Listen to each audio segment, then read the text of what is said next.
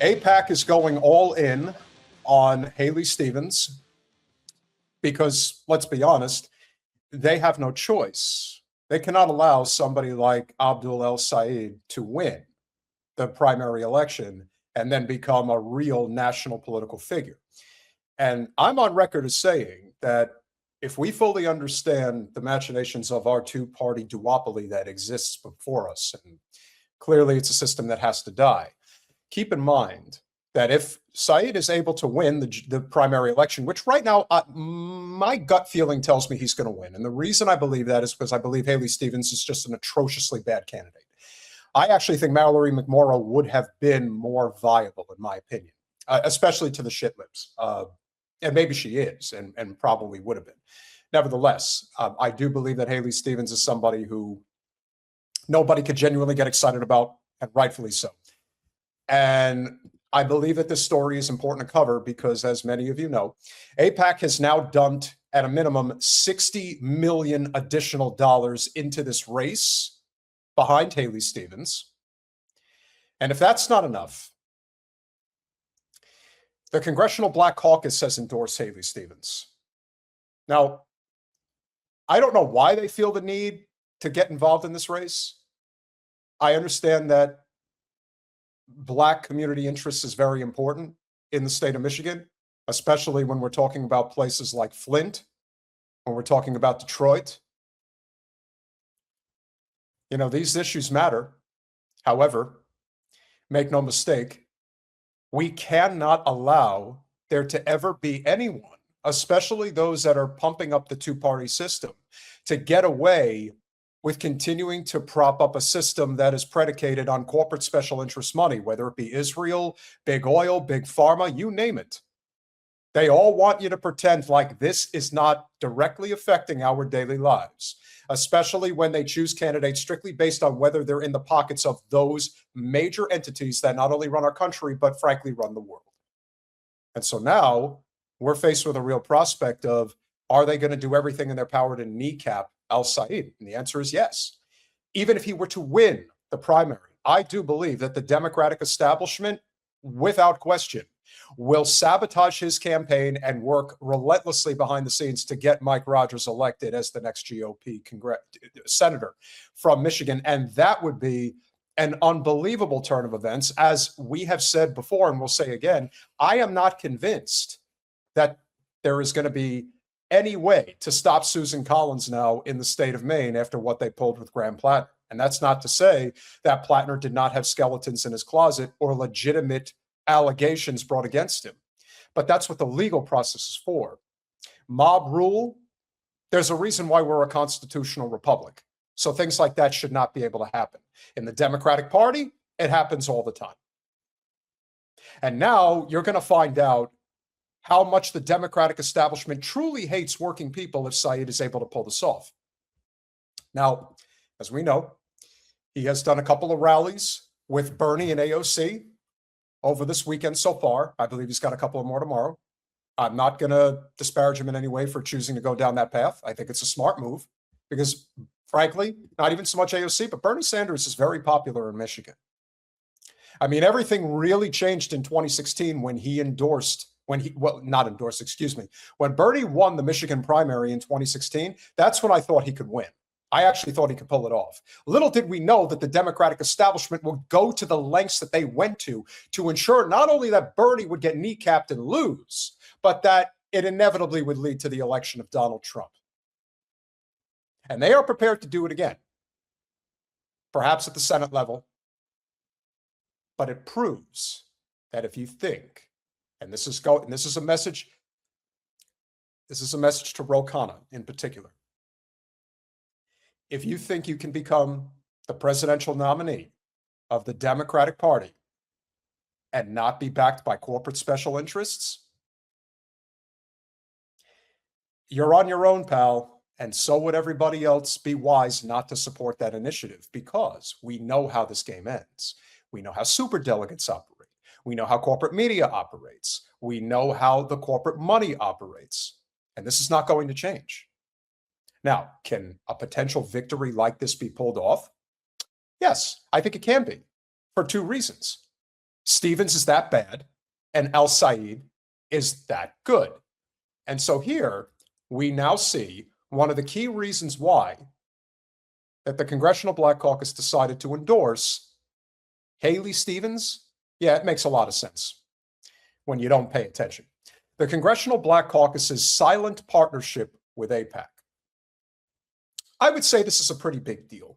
The influential group of lawmakers has damaged the reputation as conscious of the Congress, they're the conscience of the Congress? Yeah, sure they are.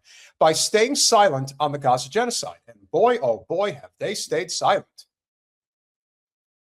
Let's look at that picture real quick, if you will, Colin. See, guys, sometimes there is something to be said for using very powerful imagery, using the imagery that one would think is about Black liberation. But when push comes to shove, as you can see here, there is this little thing called the Israel lobby hanging over the heads of the Black Caucus and many others. But this one was a favor that was called in. You will endorse Haley Stevens for the Senate or face repercussions. Let's scroll. More than a year has passed since the ICJ, the UN highest judicial body, issued its first order in the landmark case brought against Israel by South Africa, which contends that Israel has been committing acts of genocide in its war in Gaza. The ICJ found that with respect to the right of the Palestinians in Gaza to be protected from acts of genocide and the rights of South Africa to seek Israel's compliance, South Africa's case was plausible. Plausible, a restrained word that in this context fails to convey the harsh truth that war Israel has been conducting, it's not a war, it's a genocide. Palestinians are being starved, displaced, and slaughtered. More than 60,000 Palestinians have died, probably 600,000. Again, rule of 10. That is pretty much what we're looking at right now. And 1.9 million are being brutally displaced in a manner eerily similar to the dispossession of their forebearers in the Nakba of 1948. By the end of September, according to a group of international food aid organizations, more than 600,000 Palestinians would be experiencing famine. Explain to me how hundreds of thousands are not going to die from that. They will. A completely preventable calamity marked by extreme food deprivation, acute malnutrition, and starvation-related deaths. Have you seen the chickenpox epidemic that is now hitting Gaza? Since the IC's ruling, a growing number of genocide scholars and human rights advocates have concluded that the genocide in Gaza is not merely plausible, but actual. In early September, an overwhelming majority, 86% of the voting members of the International Association of Genocide Scholars, voted to endorse a declaration that Israel's policies and actions in Gaza met the legal definition of genocide in Article 2 of the UN's Convention for the Prevention and Punishment of the Crime of Genocide. And this was from 1948. Hint, hint. The UN's own Commission of Inquiry, Physicians for Human, reached the same conclusion a few weeks later. Rabbis and Israeli human rights groups, B'Tselem and Physicians for Human Rights, have testified that their own nation has betrayed the solemn pledge, never again. Amnesty International, Human Rights Watch, and other groups have witnessed the appalling deaths, displacement, and famine in Gaza and issued the same indictment. Israel is committing acts of genocide. Yet to this day, the Congressional Black Caucus, the long-standing core of lawmakers dedicated to safeguarding civil rights and known as the conscience of Congress, has not issued a formal, where are you, Colin? You're all over the place. There we go. Declaration condemning Israel. It hasn't even produced a statement calling for a ceasefire. The CBC's silence isn't accidental. More than half of its current 61 members have been endorsed or funded by AIPAC, the powerful U.S. lobbying arm of Israel's agenda. Don't forget, there's a plenty others, not just AIPAC. In the 23-24 cycle alone, AIPAC endorsed 26 of the caucus's members, raising $4.6 million for them and another $3.5 million for Black Democratic candidates. By accepting AIPAC's endorsements and money, the CBC's members are, to use a biblical phrase, selling their birthright for a mess of pottage. AIPAC readily sets aside the political concerns of the CBC in its efforts, spending lavishly on campaigns for GOP members of Congress targeting measures on racial, and I believe that that's where it cuts off because it is a paying subscription, but you get the idea. This is a very serious problem, and it is a bigger problem because now considered one of the taboo safeguards within the Democratic Party is that you don't speak ill of the black voter or the black voting demographic. Even though Debbie Wasserman Schultz is attempting to pull that bullshit right now in South Florida and expose just how hypocritical they really are. Now, granted, the CBC has stayed out of that race, but make no mistake, they are counting on being able to usher Debbie in there because in the end, she is one of the main conduits to the Israel lobby. And as such, she brings in a lot more money than the other candidates running in the race. And in the end, isn't that all that really matters with the Democrats? So whether you believe this is legitimate discourse or not is up for debate. But here's what we know for certain, that when we look at somebody like Haley Stevens, and you look at somebody who, frankly, when she talks, it sounds like nails on a chalkboard, this is what she had to say in response to Abdul El-Sayed having the rallies this weekend with Bernie Sanders and AOC. You have this rally tomorrow with Sanders and AOC for your opponent. There are a lot of people in the Democratic Party that are looking for that progressive kind of movement. Yeah. How would you try to bring those people in?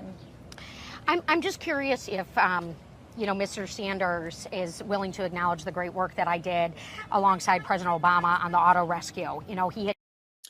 She sounds like she's from somewhere like North Dakota, trying to talk like Frances McDormand in Fargo. That's what she sounds like. She doesn't sound like she's from Michigan, and I know quite a few Michiganders, so that accent, somebody who's from Michigan in this chat, please inform me if I'm wrong, but I don't hear Michiganders talk like this. Just himself gotten into the United States Senate, and I don't remember him being around for the auto rescue, but I certainly remember our sleeves being rolled up to save the 200,000 Michigan jobs, to stand up for working people and to do the right thing. And I'm also really proud of the record that I have. I'm sure you are. But you see, lady, you're actually a lying sack of shit because as it turns out, and I had this conversation with a friend of the show, Nina Turner, a little earlier, Bernie Sanders voted against TARP for a reason.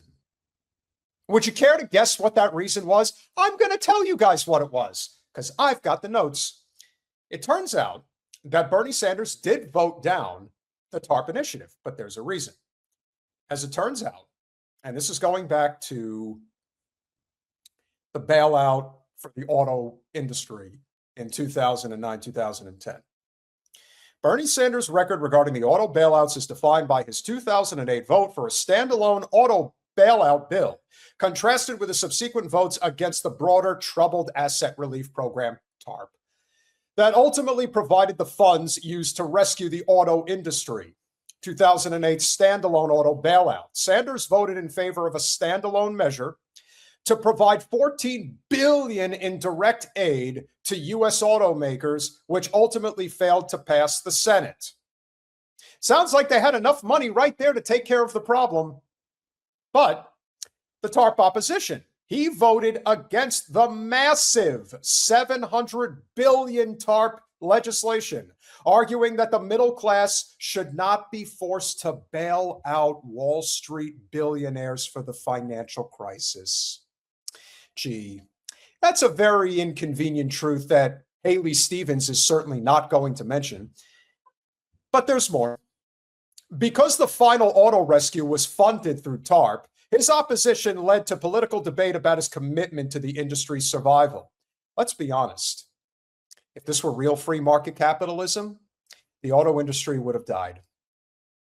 Because that's free market. But they got the bailout. The American people didn't get a bailout. And millions upon millions of them lost their homes, lost their livelihoods, even lost their lives. But hey, let's not let a soundbite get in the way of the actual reason why this went down the way it did. The Bernie Sanders of 2015 and 2016 was a special candidate, very special. In fact, Zohran Mamdani's run to the mayor's seat was very reminiscent. It took a decade to get a candidate to run like the Bernie of 15 and 16. But it finally happened. And you know what happened? He won. He won bigly. But don't worry, Ms. Stevens has a little bit more bullshit to throw. You know, I have been recognized as the most effective lawmaker for Michigan because I write laws and I pass laws and I make a difference. You know, I'm not in the complaining class of pointing fingers. I'm in the class of winning tough elections, of making sure someone like Mike Rogers in the state of Michigan here, this is a toss-up race. It is. Okay, so you can already tell that she's full of shit, not just because she probably has to pinch a few out, but here's the reality. Dotting I's, physical movement, lack of concentration or confidence. She cannot stand on anything in particular. She's just throwing platitudes out there. Again, this campaign would be dead in the water if it wasn't for the $60 million infusion from the Israel lobby that she just got, including the Congressional Black Caucus's endorsement, including the Emily's List endorsement. This is not coincidence. This is legitimately pointed fact as to why this goes down. And let's be honest, Mallory McMorrow dropping out of the race, that was done at the behest of the Democratic establishment to boost Haley Stevens. And you know how this works. You know that the talk has already went down. We appreciate you, Mallory. We won't soon forget you. You're another Pete Buttigieg. You're going to get a nice cushy job once we're back in the White House.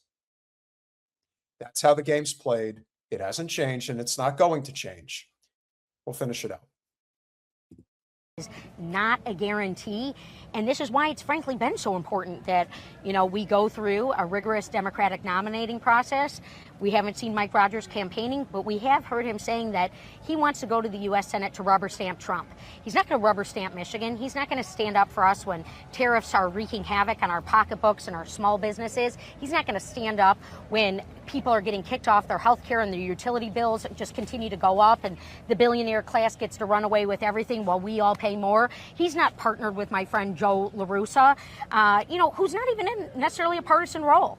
But I work with my local leaders to make government work for the residents and the people of Michigan. And I think that's what this moment is all about. Yeah, that's a bunch of word salad crap.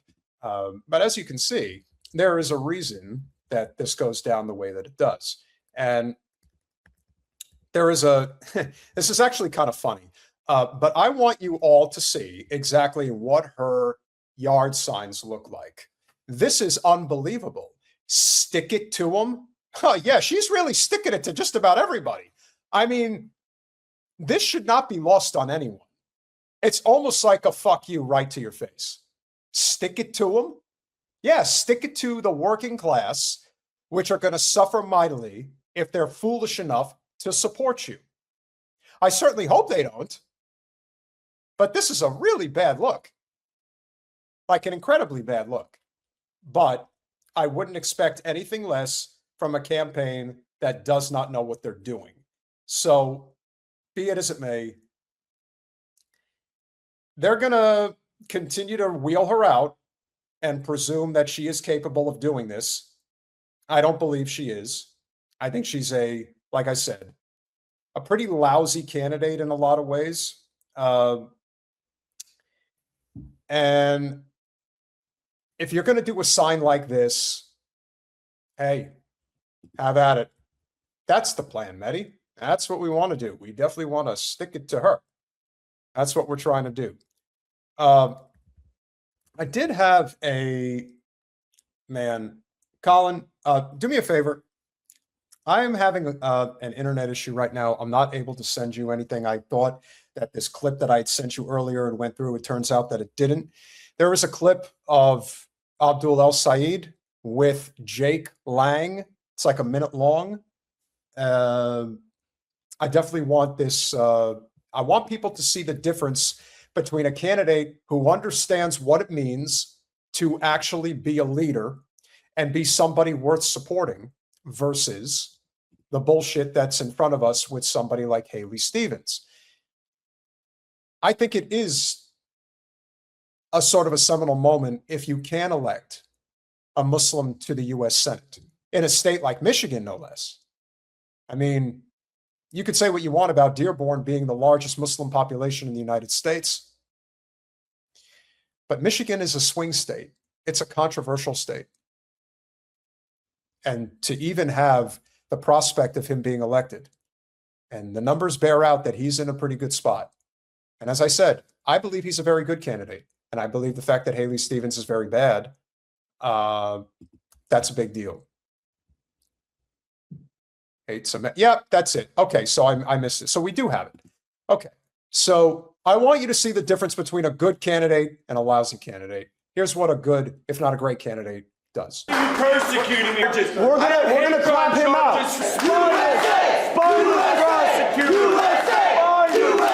The reason I wanted to clap him out to USA is because he doesn't hate me. He doesn't hate AG. He don't even hate you. You know what he hates? He hates America. He hates the idea of what America was always supposed to be. Of the people, by the people, and for the people. Where it should not. Don't think it's lost on me or anybody else that he is an exceptional orator and he's channeling Zoran in the way he talks. Should not matter the color of your skin, should not matter how you pray, should not matter who you love, that you can be fully in 100% America. He hates that America. He wants America to be small. He wants America to be like him. He wants America to be hateful.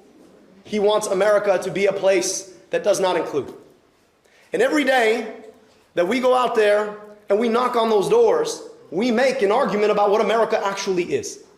An America that is bigger than his hate. An America that is bigger than the small-mindedness that he brings to this. An America that has a bigger heart than the one that he has. An America that is bigger than a Donald Trump who thinks that some people don't get to belong here because of their color of their skin. An America that is bigger than the idea that we all can come together and pray how we choose or not pray at all. An America that is bigger than Mike Rogers and the corporate corruption that they all take to run these campaigns to pick our pocket. The America they believe in is one where a few people who look a particular way get to siphon off your money to make billions. That's the America they want. That's the America he represents. That's the America he's so mad he didn't get. And as much as that's an ugly display of the America they want for us, this here is a beautiful display of the America we can yet build.